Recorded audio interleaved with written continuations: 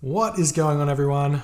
My name's Boyd and I'm back with some more Asian mythology of the Titans action, spawning on the right side of the map in the red color, playing as Oranos.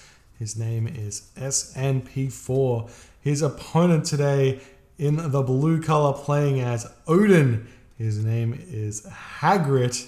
The map is Marsh, and this is a best of 3 for the Challengers series. It was actually a random map choice by Hagrit, and I think he was possibly picking random gods as well, and he's happened to random his way into possibly one of the best maps and matchups he could have hoped for. Odin against Oranos on Marsh. So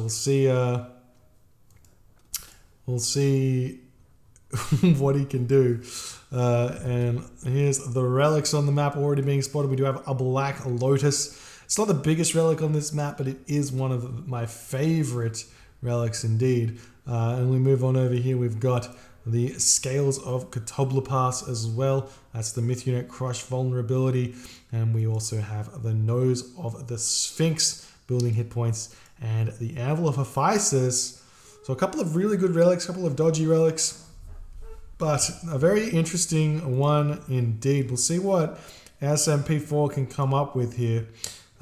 You can't really play 100% standard with Oranos in this Odin versus Oranos matchup. It's one of the few matchups where you really got to play very different in the early game for Oranos. So we'll see what happens here. It's a big reason why Odin is picked to counter the medium level Oranos players, and I can't say it's too late.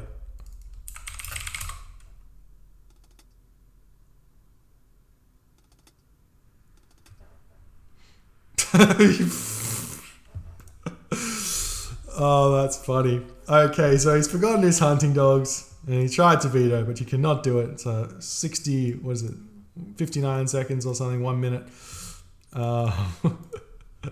Mana coming down. You have to adapt. You got to deal with it. It's not the biggest loss of food. You lose out on about 30% food.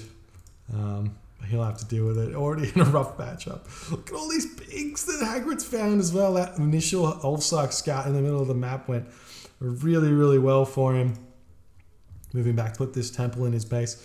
It's a pretty dodgy temple here. Against Oranos, I much prefer to see you pack your buildings nice and close to your base. We've been seeing a lot of Norse players building these temples far further out, and we do see Hagrit maybe rethinking his temple placement here, putting it further back. But I like to see the temples placed so that they're in range of the town center. So if your opponent wants to kill it, at least they're going to have to take some hits from the town center. So I prefer it on the inner side of the tower, and that's good. If you put it out here, then you could potentially just lose it to a Promethean raid or something like that. A couple of Prometheans come in and bash it, like the entire army comes in, takes it out while you're out raiding, and then you have to rebuild the temple as well. It's a lot of resources to just be willy-nilly throwing it away. But we'll see if that becomes an issue or not. 2 dwarves coming out, and then Hagrit will be clicking the advance button.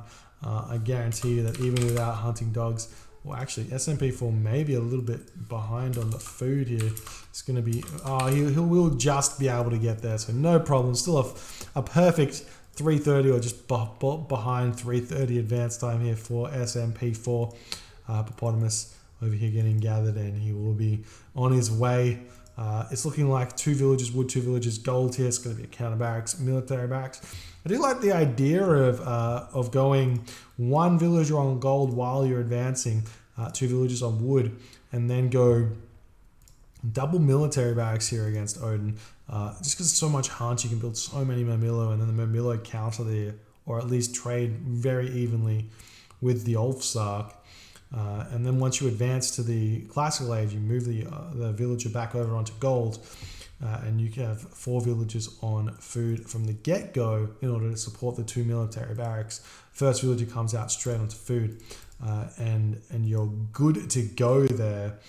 But it is a lot of hunt, and you have to be able to defend against the initial onslaught of Odin Ulfsarks. We'll see if that's what happens or not. Obviously, We are seeing the standard here for Snp4. Hagrit, on the other hand, throwing down 2 longhouses straight away. I like the building positioning, but it is very far out of the base. But if you can get watchtowers out, he will be able to defend against something like that. We do see a Black Lotus has immediately been picked up for Hagrid, realizes how strong that relic is in the late game. But that being said, I don't think we see many farms being built here by our Norse buddies here on this map. Normally it's going to be a Ragnarok and a win, or a Ragnarok and a lose in the end of the game. Surprising to see him not prioritize the Anvil for Feistus straight away as well, but you may not have spotted that one yet. That may have been just Snp4 who found it. We do see the Valor coming down and the Valkyrie coming in. But the Valor comes down onto these Oracle heroes here. A little bit interesting there, as we do see all of the units trying to surround the Valkyrie. But the Valkyrie is just going to take that damage there and be very happy, because the Shockwave, it's a big god power. And using it to not even pick off the Valkyrie there, only doing a little bit of damage, is going to be really key. We just see the villagers moving forward onto the manor, citizens moving forward onto the boar as well. And we can see the Valkyrie immediately targeting that one down, trying to pressure that one there. And we have 3 military buildings here for Hagrid. This is an interesting one. This is going to delay the Lone Wanderer out, but he will be able to get those raiding cavalry out as well. I'm not sure how he can support this. You do see the houses very, very late as well. Forest Fire coming down in order to take down the manor, doing a little bit of damage to those units as well. And the Valkyrie going to help pick this one off as well. And it should fall. It's not the biggest pick. We may even pick off a Terma there. It's not the biggest pick off, but it is some resources indeed. And there is the manor going down just as that final tree falls. The raid coming in now for Hagrid. Has a swarm of these units here. So many units for Hagrid right now. If we check out the population, it's currently 69 population for Hagrid to 60 population for Snp4. And he's down in population for losing that manor there. And 6 minutes and 48 seconds into the game, Snp4 taps out. GG. Well played by Hagrid. Obviously, losing that hunt there is huge, but not even trying to fight it is questionable. Very early tap out there. But given Hagrid his first win, we'll go on to game number 3 very shortly. So thank you guys for watching, and we'll make it happen very, very soon.